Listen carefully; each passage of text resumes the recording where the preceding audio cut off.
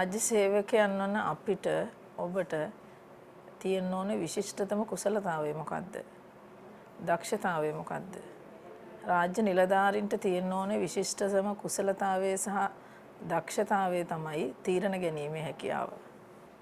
මහජනයා අපිට ඉදිරිපත් කරන ගැටලු වලට එහෙම නැත්නම් අපේ රාජකාරීමේ වපසරිය තුල අපිට තීරණ ගන්න හැකියාව කොච්චරක් දුරට අපි ගාව තියෙනවද? අපේ මේසෙට එන ප්‍රශ්නයක් අනිත් කෙනාට තල්ලු කරන්නේ නැතුව අනිත් කෙනාට යොමු කරන්නේ නැතුව අපිට ඒ සඳහා අවශ්‍ය තීරණ ගන්න කොච්චර හයියක් තියනවද? දැනුමක් තියනවද කියන එක තමයි රාජ්‍ය සේවකයෙකුට තියෙන්න ඕනේ ලොකුම අවිය. රාජ්‍ය සේවයේ අධිකාරී බලය නිලධාරියෙකුට එන්නේ තමන්ගේ විෂය පිළිබඳ කොච්චර දැනුවත් භාවයක් තියෙනවද කියන සාධකයේ මත පමණයි.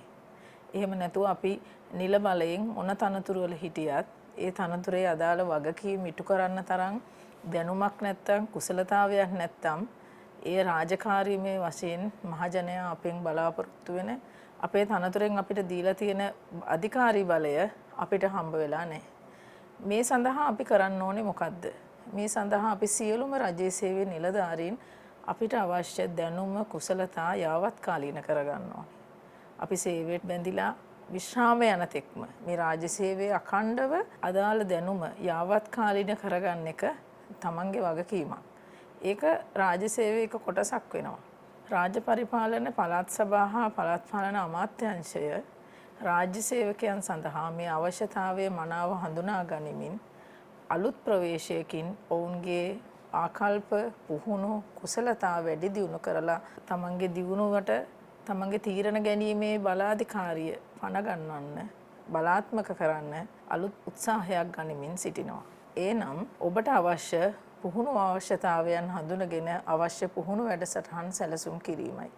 මෙතෙන්දී අපි ඉලක්ක කරන්නේ ප්‍රධාන වශයෙන්ම අපේ අමාත්‍යාංශයේ වපසරිය තුල ස්වදේශ කටයුතු අංශයේ වපසරිය තුල සිටින දිස්ත්‍රික් ලේකම් කාර්යාල සහ ප්‍රාදේශීය ලේකම් කාර්යාල වලට අනුයුක්තව සේවය කරන සියලුම නිලධාරී කාණ්ඩයන්.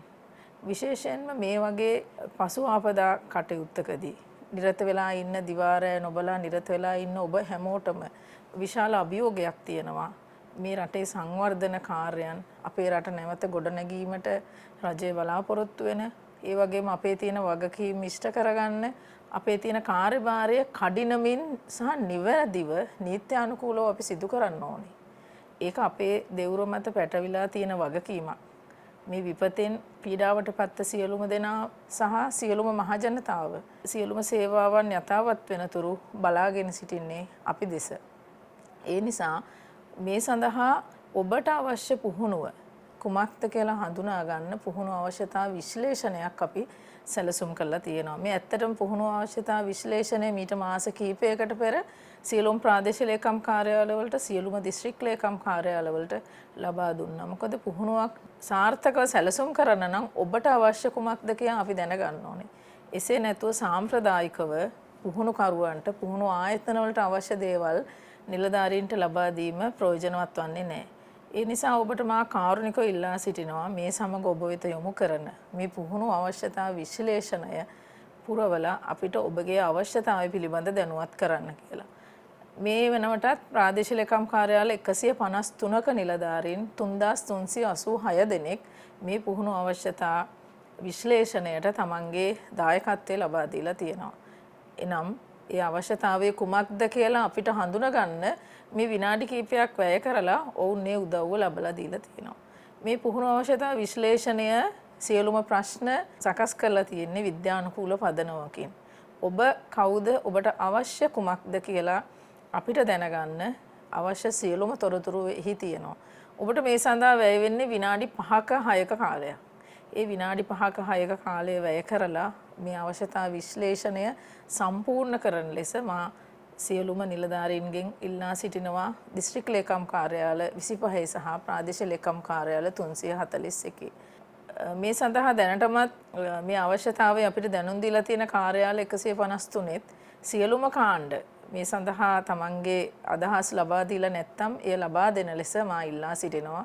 විශේෂයෙන්ම මා කාරුණිකව දිස්ත්‍රික් ලේකම්වරුන්ගෙන් සහ ප්‍රාදේශීය ලේකම්වරුන්ගෙන් ඉල්ලා සිටිනවා ඔබ වෙත යොමු කරන මෙම පුහුණු අවශ්‍යතා විශ්ලේෂණයේ ප්‍රශ්නමාලාව ඔබ කාර්යාලයේ සිටින සියලුම නිලධාරී කාණ්ඩ සඳහා ලබා දීලා ඔවුන්ගේ ඒ අවශ්‍යතාවය පිළිබඳ අපිට දැනුම් දෙන්න කියලා. ඔවුන් තමයි මේ Google Sheet එකක් මාර්ගයෙන් අපි ඉදිරිපත් කරන්නේ. ඔවුන් ඒ පුරවන්න ඕනේ භාෂා දෙකෙන්ම ප්‍රධානයෙන්ම සිංහල සහ ඉංග්‍රීසි මාධ්‍යෙන් ඒ ප්‍රශ්නාවලිය සකස් කරලා තියෙන්නේ. දෙමළ මාධ්‍යෙන් රාජකාරී කරන නිලධාරීන්ට උනත් ඉංග්‍රීසි මාධ්‍යෙන් ඒක පුරවන්න පුළුවන්.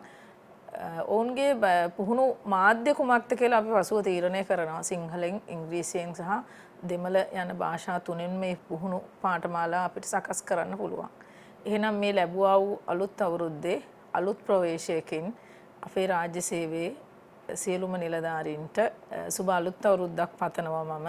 ඒ වගේම මේ අවශ්‍යතාවය සම්පූර්ණ කරගනිමින් මේ අවුරුද්දේ මහජන සේවය ඉතාමත්ම කාර්යක්ෂමව හොඳ හිතින් අපිට ලැබිලා තියෙන මේ වගකීම ඉෂ්ට කරන්න ඔබ සියලු දෙනාට ශක්තිය ධෛර්යය ලැබෙන්න කියලාත් ප්‍රාර්ථනා කරනවා.